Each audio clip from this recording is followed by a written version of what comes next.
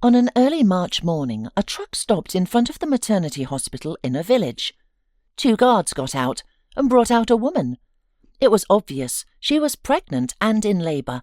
She could barely walk, doubling over from pain, clutching her stomach and lower back. "Hurry up!" shouted the guards.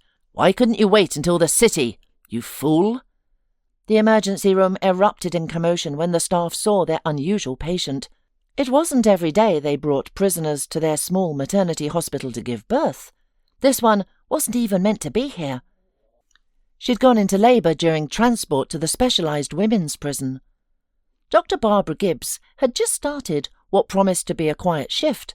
All her patients had already delivered, and she was looking forward to a peaceful cup of tea. Suddenly, word came from the emergency room. "They've brought in a prisoner." So much for an uneventful shift. The doctor went downstairs. The labouring woman lay half-reclined on the couch, quietly moaning in pain, with the guards and duty nurse hovering nearby. "Get her up for sanitation," Dr. Gibbs ordered after a quick examination, nodding to the orderlies. They lifted the woman onto a gurney and wheeled her away. The guards started to follow. "And where do you think you're going?" Dr. Gibbs asked, surprised. "You can't enter the maternity ward. We have special protocols." "We have our own protocols," snapped one of the guards. "We must be present." "Absolutely not," Barbara exclaimed, blocking their path. "I won't have you frightening other mothers. This isn't a prison. These are our rules. In the head doctor's absence, I'm in charge, and I decide who enters and who doesn't." "You don't understand. She's a prisoner. We've provided all the documentation."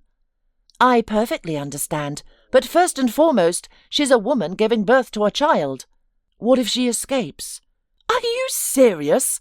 She's 6 centimetres dilated, though I suppose that means nothing to you." Dr. Gibbs shook her head. "I've made myself clear. If we can't attend the birth, we must handcuff her," insisted the escort. "Trust me, it's in your interests." The woman didn't bother asking why it might be in her interests. She just sighed heavily.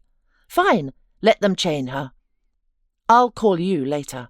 Have some decency." When they brought the labouring woman into the delivery room, the escorts handcuffed her wrist to the bed. "Now leave," Dr. Gibbs commanded sharply. The men left, saying they would wait in the emergency room. "You really showed them who is in charge here," smiled young paediatrician Sarah Greer. "I don't need their interference here." Dr. Gibbs muttered and approached the woman in labour. Her tone softening to gentle warmth, she asked, "Now then, my dear, remind me of your name." "Mia," the prisoner moaned. "Mia," repeated the doctor. Her face flickered with emotion, paling momentarily before she composed herself. "Listen to me now, Mia. Forget everything else in the world. The baby is all that matters right now. His life depends on you. Don't waste energy shouting. Just listen to my instructions." The mother-to-be nodded obediently. Woman, prisoner. The words seemed incompatible with the young girl, no more than 20, who now struggled on the birthing chair handcuffed. How had she ended up in such circumstances? What had she done? Barbara Gibbs caught herself sympathising with this girl. And her child. A difficult path lay ahead for both of them. Brushing off unnecessary thoughts, Barbara began her work. She spoke with clarity and confidence, encouraging the labouring woman, remaining attentive and professional throughout. Her voice instilled trust, helping to manage the pain, to endure it all. Women who delivered at this maternity hospital considered themselves fortunate to be in Dr. Gibbs's care. She was like a mother to them, her expertise and gentle hands having helped many children to see this world.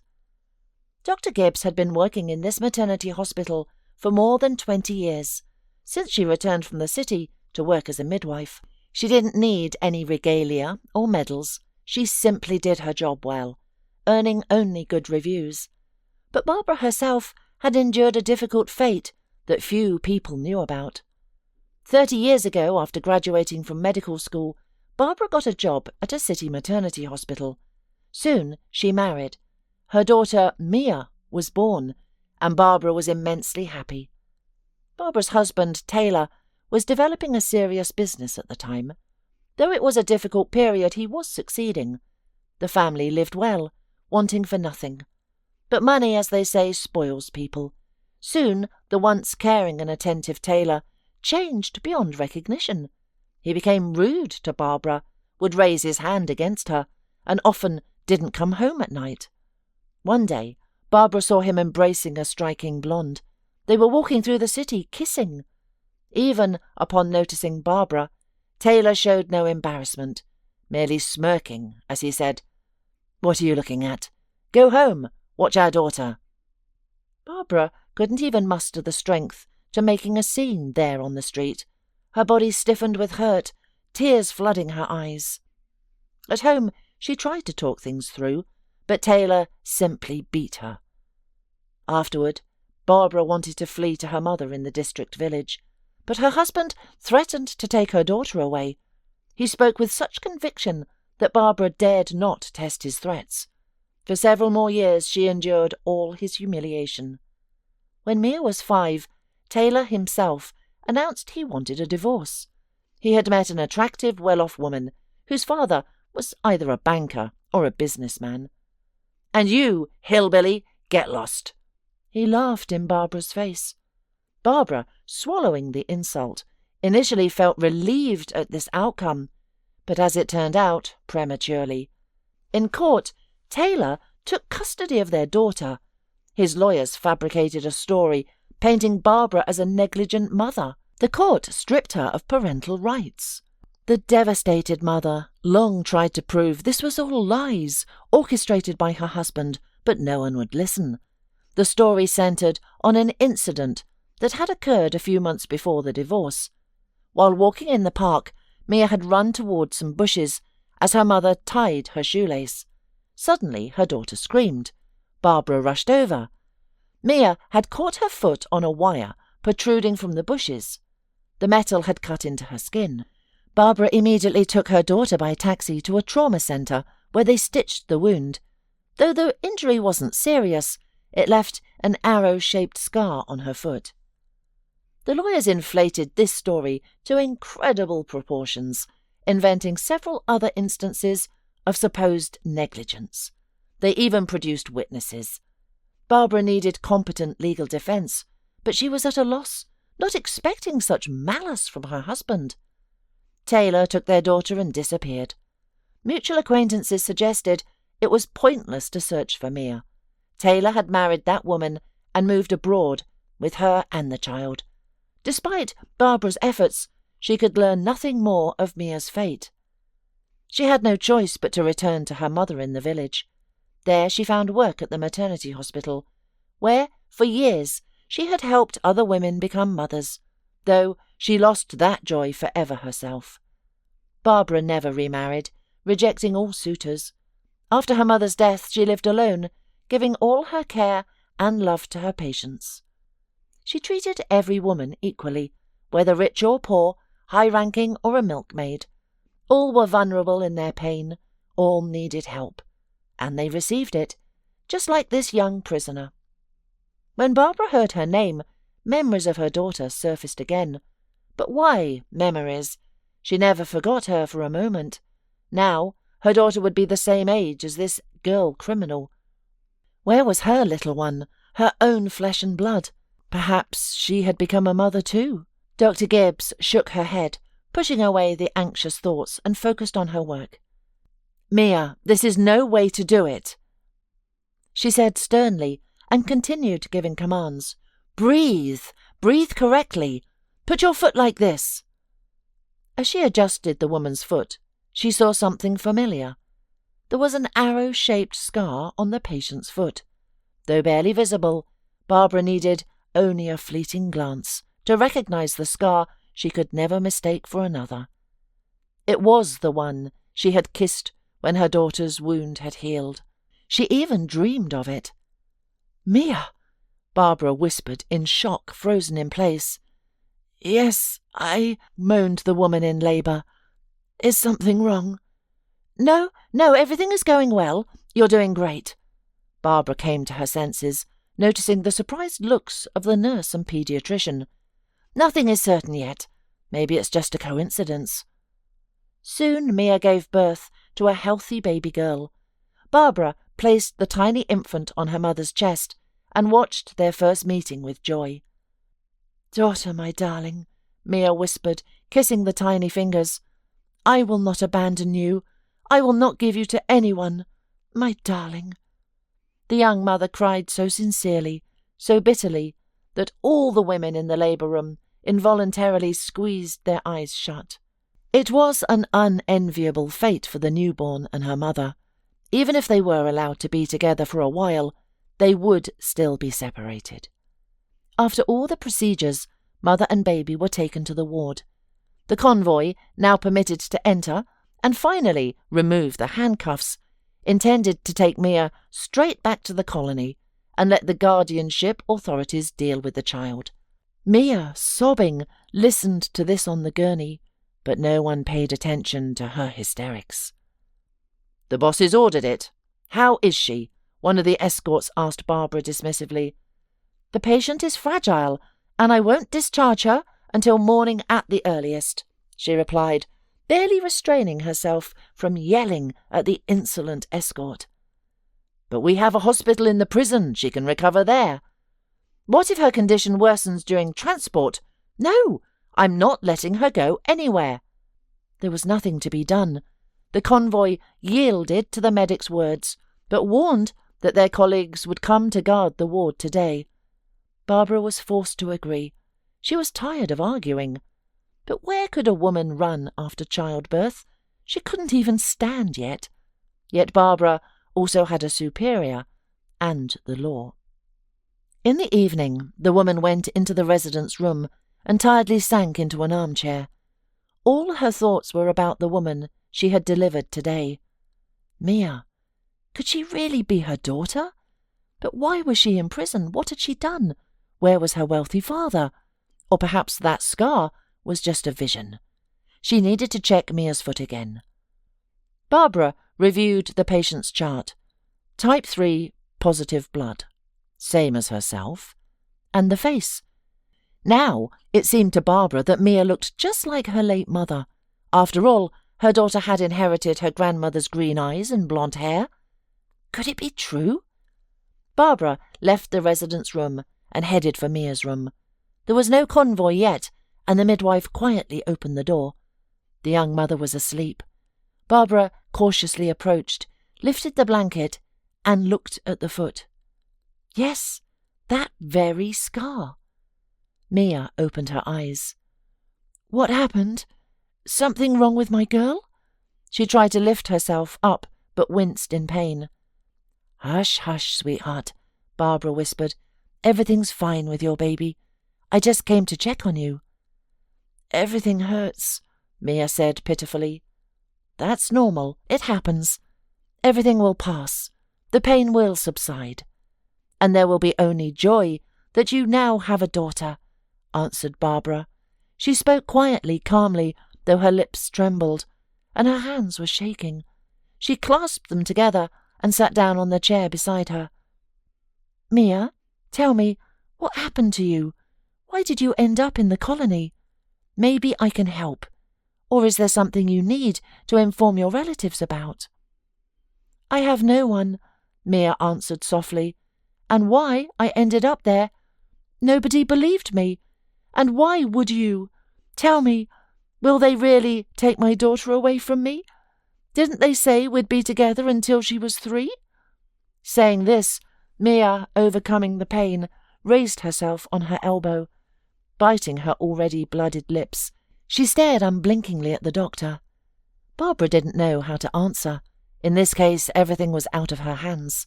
I'll try to find out everything, she reassured. And you tell me about yourself. I can see that you're not a criminal. You're just in trouble. That's right, Mia cried. And I don't know what to do, how to live on. And the girl told her story. Barbara learned that as a child, Mia lived abroad with her father and his wife. She barely remembered her mother. Her father said she had died. Her stepmother constantly insulted her. Abroad, her father's business began to fall apart, forcing them to move to the homeland. But even here things went poorly. A few years later, her father and stepmother died in an accident, and the bank seized all their property for debts. At 15, Mia found herself in an orphanage. The 3 years before graduation became a living hell. Her peers disliked her, considering her a white crow. She endured constant cruel jokes and nagging, with no friends to turn to. Finishing school became her salvation. The girl thought all the hardships in her life were over, but everything was just beginning. Mia had a talent for drawing and dreamed of becoming a clothing designer. She enrolled in a college and, thankfully, the state provided her as an orphan with a small apartment, her sanctuary of comfort and peace. After classes, she would come home and dream. Mia envisioned becoming a designer with her own atelier. She would meet her prince, build a strong family, and have at least 3 children. Mia longed for a large family, certain she would make a wonderful mother. She would be the most loving, the most tender, just like her own mother, whom she barely remembered. Only in dreams did she glimpse her mother's hazy image and hear her forgotten voice, so melodious and soft.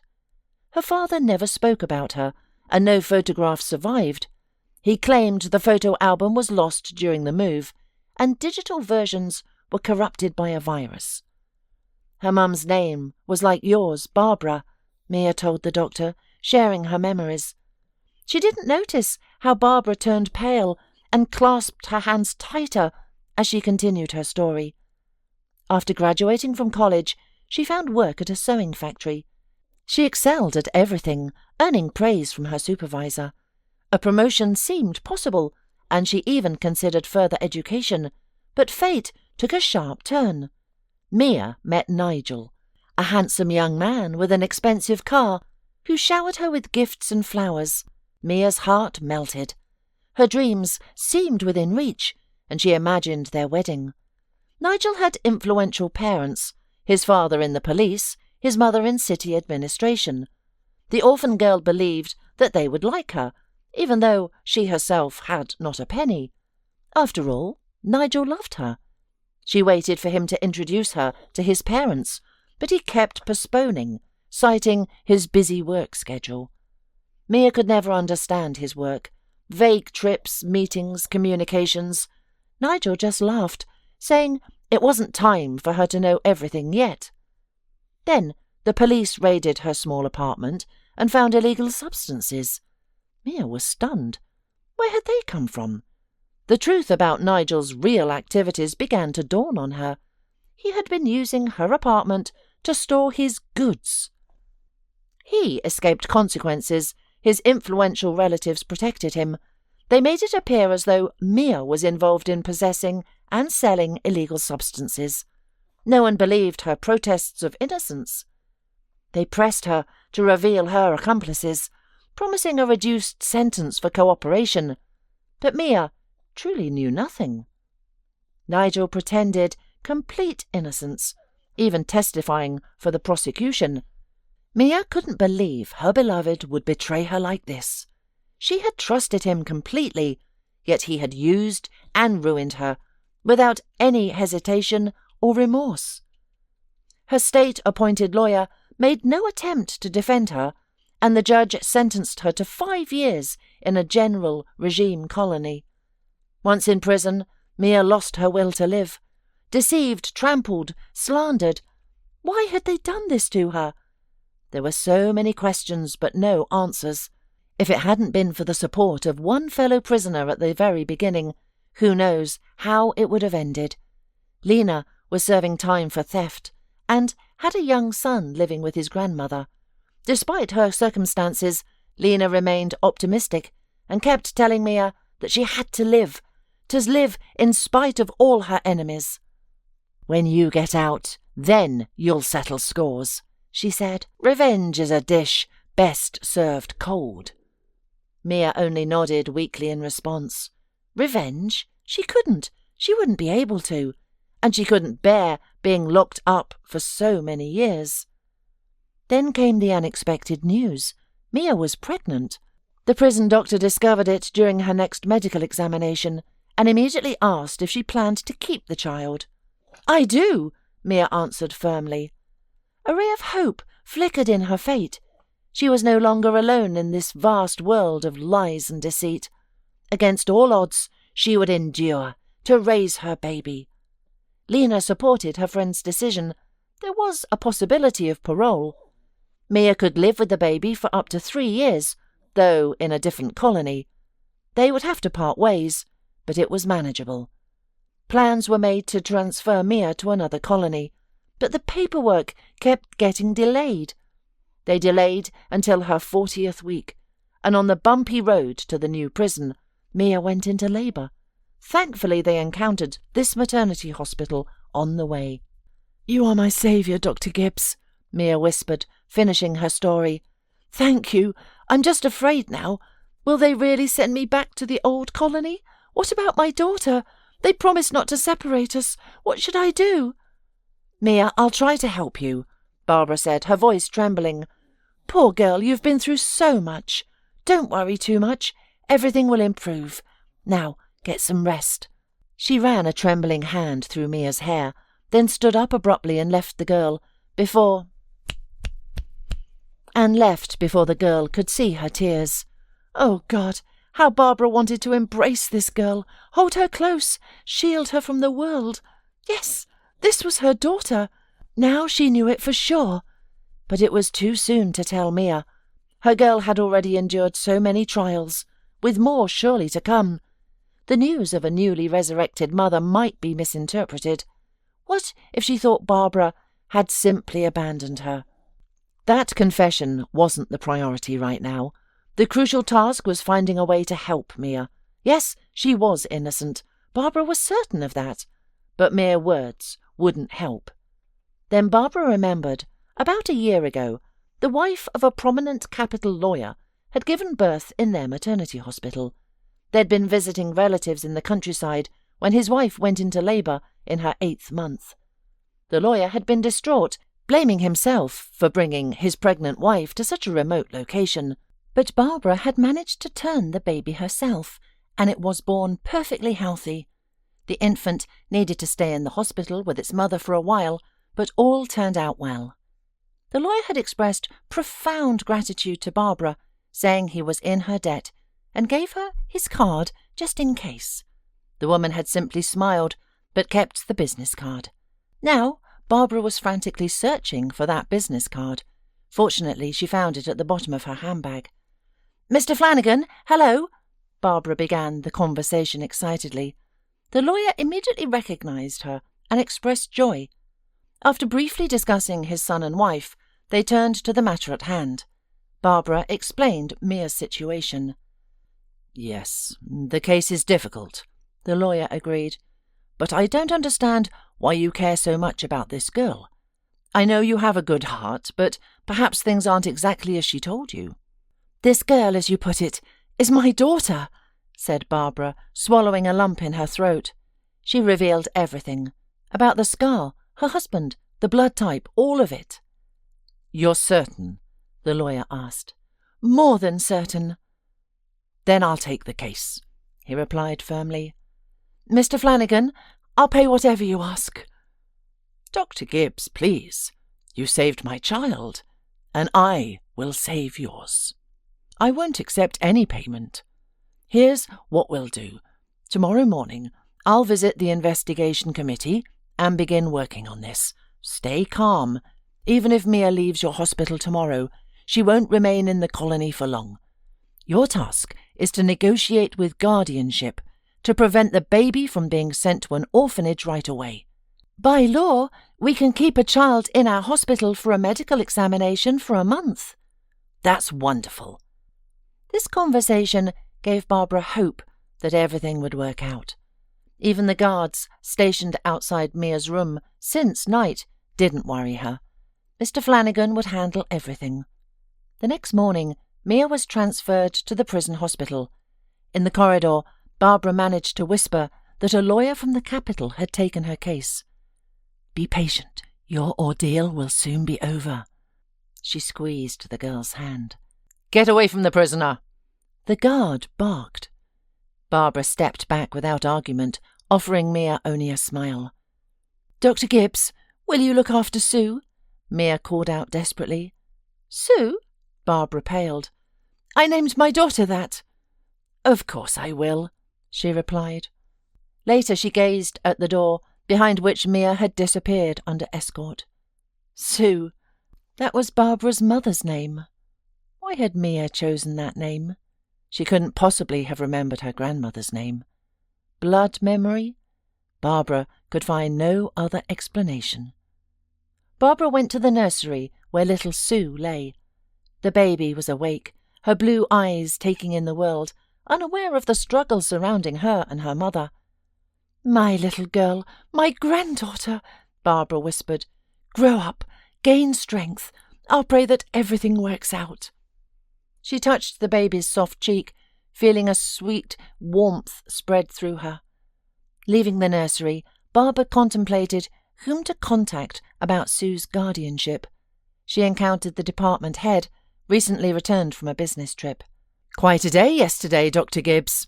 He smiled and continued. First day we've had a prisoner give birth here. Good that she's been moved. I'll arrange to have the baby transferred soon. There could be complications. Please, don't rush with the child. Barbara met his eyes firmly. Dr. Johnson, if possible, I'd like to take the child myself. Barbara, what are you thinking? The department head exclaimed. This isn't a kitten. It's a baby requiring constant care. How will you manage? What about work? I understand maternal instinct, but why take this on? You're not young anymore. And when the convict is released, what then? Dr. Johnson, so many questions. Barbara smiled. I've made my decision. If they grant me custody, I'll take maternity leave. Barbara, I won't allow it.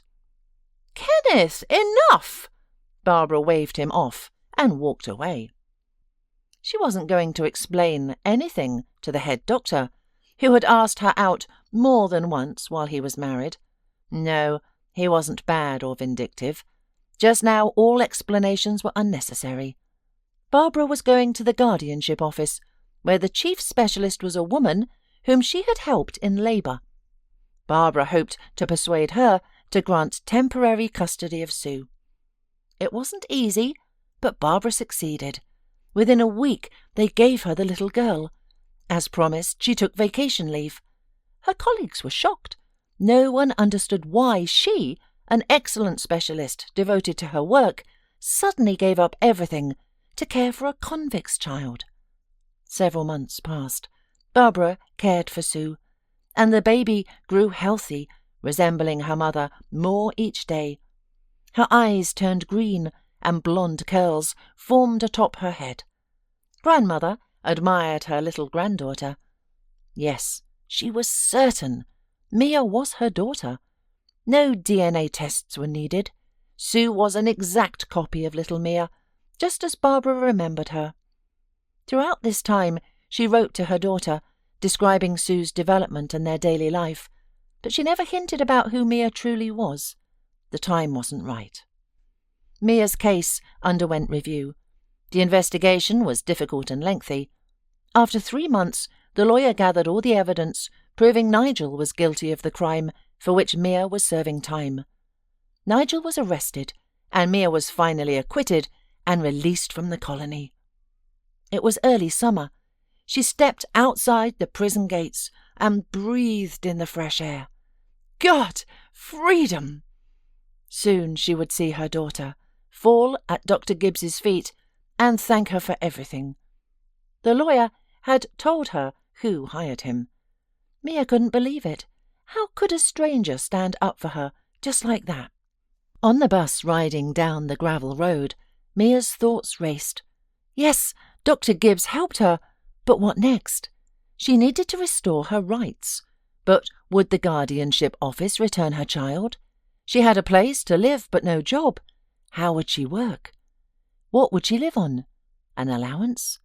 But that still needed to be arranged. And what if Dr. Gibbs didn't want to give up Sue? Doubts and questions tormented the unhappy mother. Finally, the familiar village appeared, where she had given birth last spring. She knew Dr. Gibbs's address from the letters. After asking passers-by for directions, she walked on. There stood the house, nestled among trees. Her daughter lived here now. Mia timidly opened the gate, walked along the path to the house, and suddenly heard Barbara's voice from the veranda. "My golden granddaughter, let's go for a walk, get some fresh air. Listen to the birds singing." Barbara rolled the stroller onto the porch and, seeing her visitor, gasped. "Mia, you're here. Why didn't you tell me you'd been released today? I would have ordered a cab." "I didn't want to trouble you with such trifles," Mia answered tensely. "Here I am. You won't send me away?" "Never! My girl, come in, come in." "May I?" Mia stepped toward the stroller. "Of course," smiled Barbara. "Sue, your mother has arrived." Mia leaned over the stroller and saw her girl for the first time after their long separation. She wanted so much to take her baby in her arms, to hold her to her heart, to kiss her hard and strong, but Mia hesitantly touched the girl's hand and then suddenly cried. "Mia, what are you doing?" Barbara asked in surprise. "I'm afraid to take her. I'm stinking of the zone, dirty, and I can't wash it off. I can't forget it," whispered Mia. "My girl," exclaimed Barbara, wrapping Mia in her arms. "You are the purest in the world. Everything will be forgotten. Believe me. The main thing is that you are together now." They stood, embraced. Mia cried and thanked Barbara for her help, for the lawyer, for everything. The woman only held her tighter. The little girl watched them seriously from the stroller. Finally, coming to their senses, they went into the house. There was no time for walks now. After a shower, Mia held her baby close. Sue, as if sensing her mother, smiled and hummed. Barbara watched them both adoringly. Mother and daughter together. This was happiness. Yet the most serious conversation still lay ahead. Mia hesitated for a long time before finally asking when Barbara could give her Sue. "I'll have to go to the guardianship, go to the city, solve all the issues there," she explained. "I need to register at the clinic, get an allowance, settle the debts on utilities. Perhaps Sue could stay with you for a while? Would you mind?" "Why do you have to go anywhere?" Barbara said. "Stay here." "No, it's not convenient. I can't take advantage of your kindness forever. I know you're used to Sue. I even heard you call her granddaughter, but—" "And she is my granddaughter," Barbara said softly. "I don't understand. Mia, you're my daughter." And Barbara began her story. Mia listened confused, blinking and shaking her head. "You're my mother. But why? Why is it like this? My father said you were dead. You abandoned me, didn't you?" Mia cried out. "And you kept silent all this time?" "That's why I kept silent, because I knew this would be your first reaction," Barbara said, her voice trembling. "But I didn't leave you. Your father deceived everyone. He separated us." "You didn't even look for me?" "They told me you were abroad. I was sure you were doing well. Then suddenly I saw you in the hospital, recognized you by your scar. Daughter, I didn't betray you." Mia looked at Barbara with tear-filled eyes, then placed Sue in the crib and threw herself into her mother's arms. "My mummy, my dear, and I thought you would only be with me in dreams forever." "Both in dreams and in reality. I will always be with you," Barbara whispered, breathing in the scent of her daughter's hair. "With you and my granddaughter. I'm sorry you lived without me for so many years, suffered so much. We'll fix everything. We'll start again. You'll be happy, for sure. We'll be happy. Mia pulled away from her mother's shoulder and looked into her eyes. They both laughed through their tears. And from the crib, smiling toothlessly at them, lay their happiness, a daughter and a granddaughter. Now 3 dear hearts would beat side by side.